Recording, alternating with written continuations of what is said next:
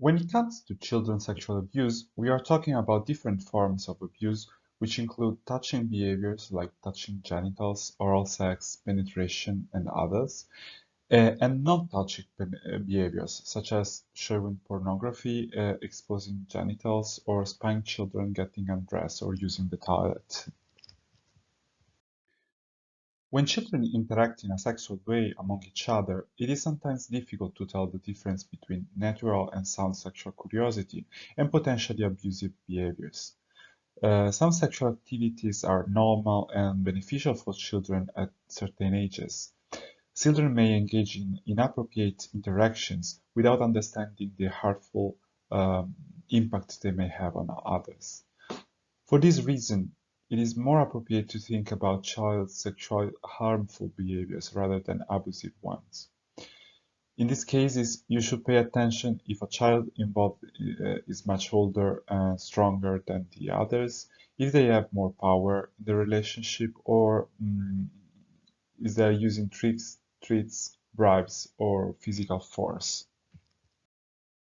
There are several lists of possible signs of sexual abuse in children that you can find in the suggested literature and close to the material of this unit.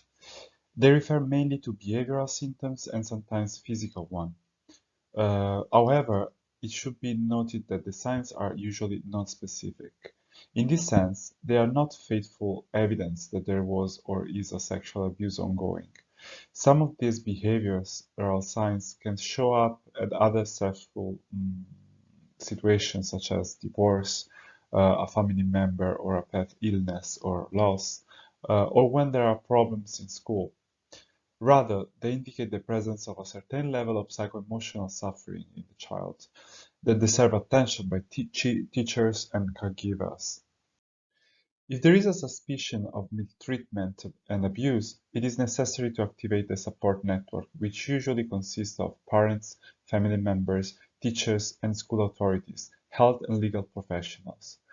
Everything must be done with the primary objective of supporting the child who is expressing discomfort, even before finding and punishing the possible culprit. Be aware of the time lost from when you first suspect till you act upon your suspicions. In school, for instance, the teacher or other professional may have suspected something to be wrong, but waited long to act upon it.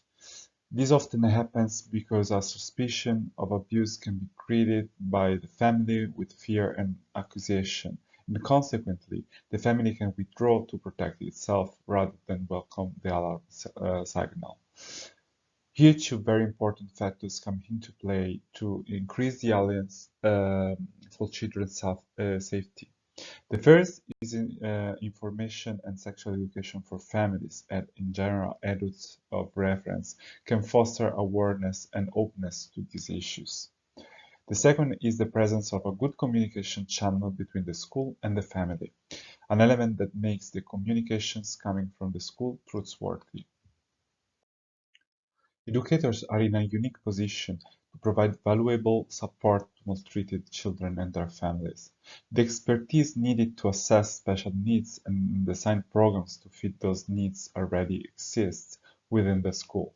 Highly trained educators can be of great help to abused children and their families. The list of maltreated children, even after the report of abuse, may be filled with stress. Schools, however, can provide a constant, stable environment. Classroom teachers, school social workers, and school counselors should be mindful of a child's needs for consistency and try to find ways to meet that need. Court involvement is another issue in the lives of maltreated children. Courts often present a scary image for the child. Typically, children may feel agitated, anxious, and insecure. If the educator is aware of the court involvement, special care and consideration for what the child is experiencing is appropriate. Demystifying the court system and process can be an educational experience and benefit all children. The regular school program, if properly structured, can offer opportunities to support maltreated children.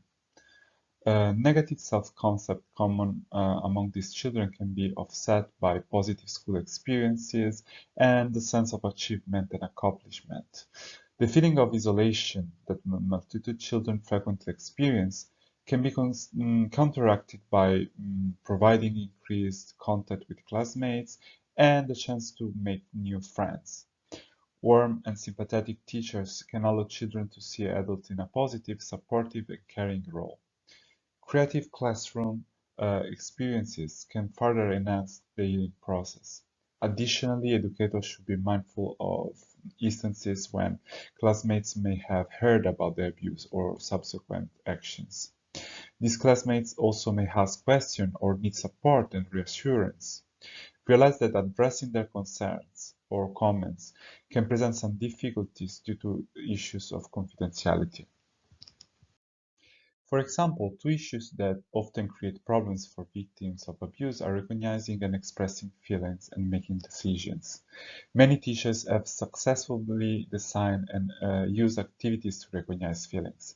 A popular tool for younger students is a feeling barometer that encourages children to move an indicator to different facial expression to show how they are feeling and to discuss why.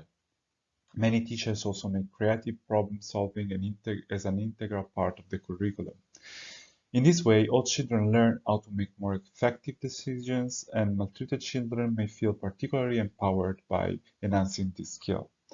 Sometimes additional measures are needed since children with physical, cognitive, and emotional disabilities appear to experience higher rates of maltreatment than adult children. So sexual abuse of children is a very complex issue to deal with.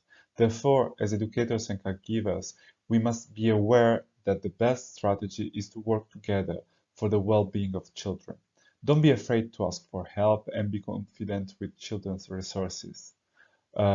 If properly supported in coping with abuse and in development in general, children and their families can also cope with this dire event by building and implementing their own resources.